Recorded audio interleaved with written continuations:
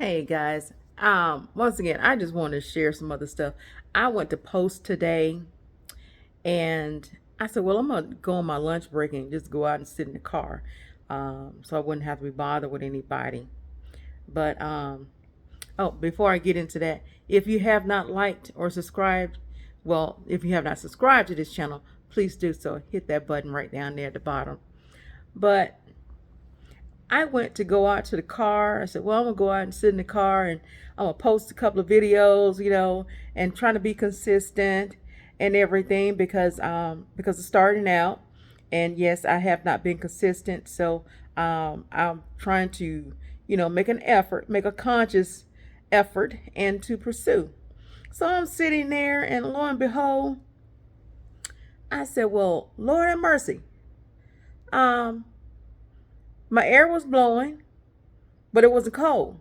Like not like it's supposed to be cold. And I'm like, okay. And I said, well, maybe it needs to be charged because it was time for me to get a tune up and everything and oil change. So all this stuff has got, coming down the pipeline.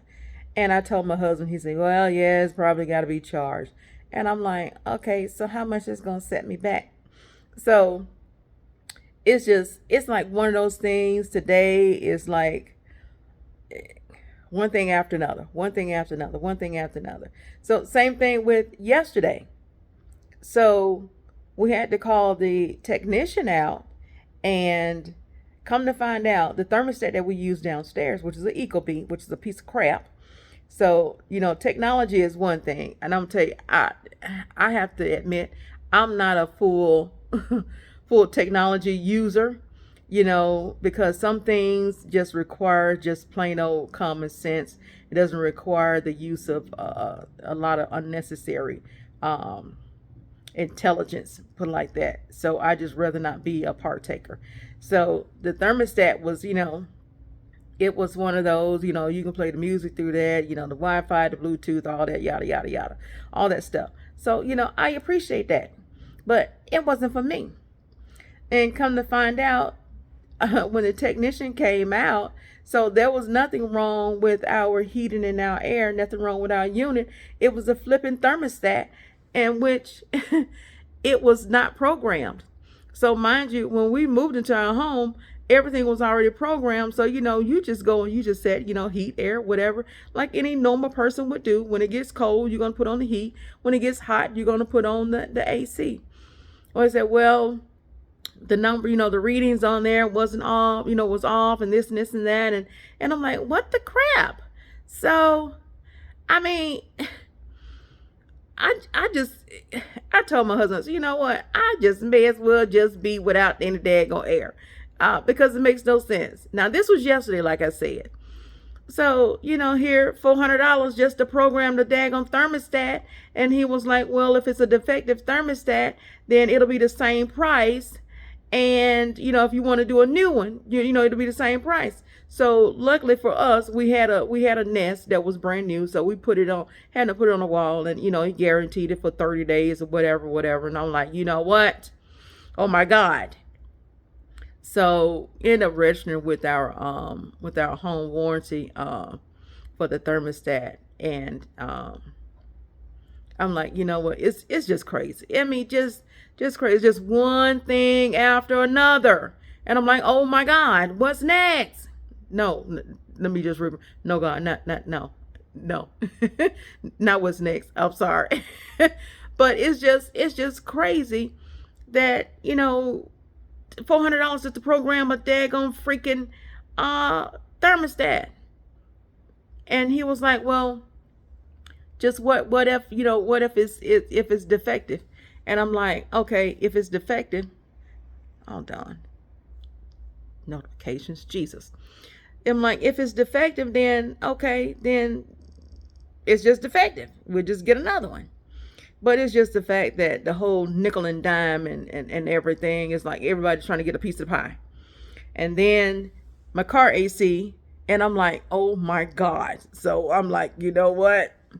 I said, okay, I'm just going to hold my peace. I'm not going to say anything. So it's like, today was just one of those days. today was just one of those days. So, I sat back and I said, well, what do you do when you have a bad day? When you have a bad day or you think you're having a bad day, what do you do?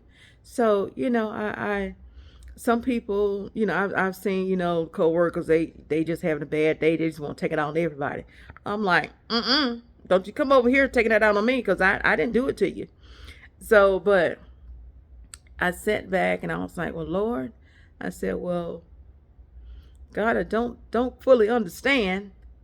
I'm like, well, and I try to think about the word, and I said, Lord, you say you won't put no more on us than we can bear. And I said, well, Lord, I said, I think the unbearable part is, it's sort of weighing me down a little bit. And I said, well, it's almost kind of like, those who've been in the military know about the rucksack. I said, oh, if it kind of feel like that heavy load, that rucksack on my back, and I'm like, well, Lord, you know you know better than I can. You know better than I do that, I could withstand that. But I'm like, Lord, it's that uncomfortable part that makes it, that makes it not comfortable. So, but I don't know, it's just the whole atmosphere of not being able to sort of breathe. So, when that happens, like I said, seriously though, when it happens, I just have to, literally take a breather and step back and really talk to God, because I don't want to get to the position or get in a position to where I'm just not I'm just not myself. And I don't want to get to the point where I'm angry. And the reason why I said it, because after I got the car, my phone went over, because I was already on the YouTube, and my phone went over. And I happened to hit something where I don't think I subscribed to this person. And he was talking just the opposite. And I mean, I'm serious. If I can find his page, I will definitely put it up here. While I'm gonna look through my history. But he was saying that he is no longer going to listen to God. I promise you, that's what he said. He said, I'm no longer going to listen to God. He said, because he said he was tired of being sick and tired of being sick and tired. And I'm just reading the caption going across the screen. And I'm like, what kind of foolishness is this? And he said that, he's going to make things happen for himself and all this other stuff. And I'm like, Lord have mercy, Jesus.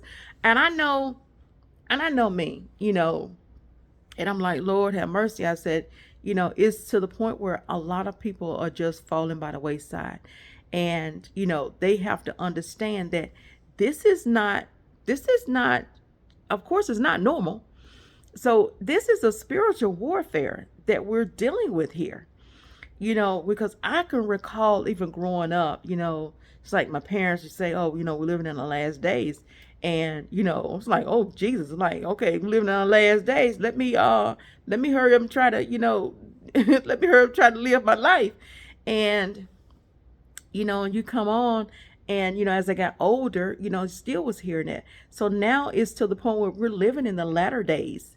So it's just crazy that people really think that way. But, what I don't understand is the fact that how do they think they're going to be able to get to the destination?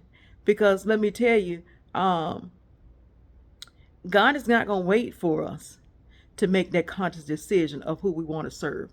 He is not going to make that. He's not going to give us that opportunity, because, the opportunity won't be there. He said in his word, he said, I'm not going to strive with man always. I will not be striving with man always, because God gives us the opportunity to do just whatever we wanted to do. He gives us that decision. He gives us the opportunity to make whatever decision we want to make in life. So he gives us what we want as well as what we need. So we can't always have it both ways. We can't always have everything that we want out of life and not give him what he needs. So in order for, it's one of the things, it's almost kind of like a give and take. God gives us, And in the process, he wants something from us.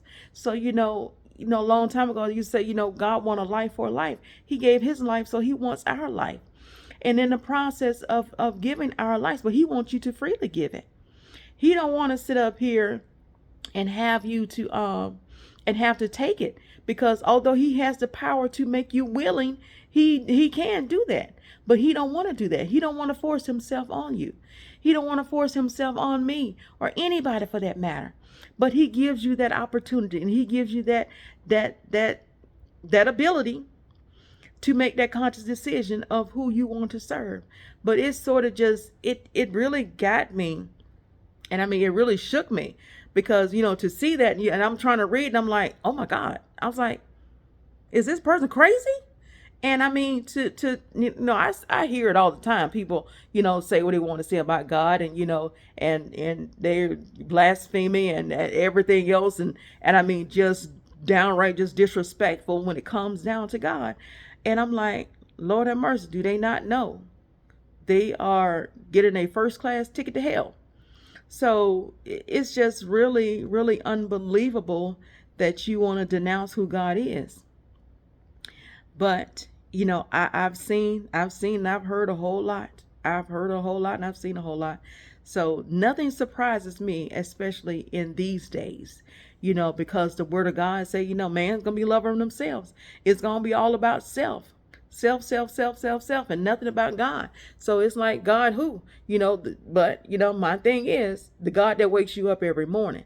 Because when I hear people talk negative when it comes down to God, I'm like, but you're breathing the air that my God has given you. You're breathing that. But yet and still, you don't sit up here and you don't want to give him the glory and the honor that's due to his name. But yet and still, you want to breathe the same air that I'm breathing. I'm like, you know what? That is really a shame before God. But I mean, like I said, it did shake me, and I was just completely thrown, and it rattled me really to my core to see. And it was a young person that said that, and I'm like, Lord have mercy. I said, but but God, but God, but God. I said, Lord, just have mercy on him, because he don't know. You really don't know. So, when you think that you can get better results by you doing something on your own, my thing is, more power to you. But the words say, choose you this day who you gonna serve. God said, I would rather that you be for me than against me. He said, I'd rather you be hot than cold. He said, because look, there's no middle. But if you are, he said he's gonna spew you out of his mouth. But you know what?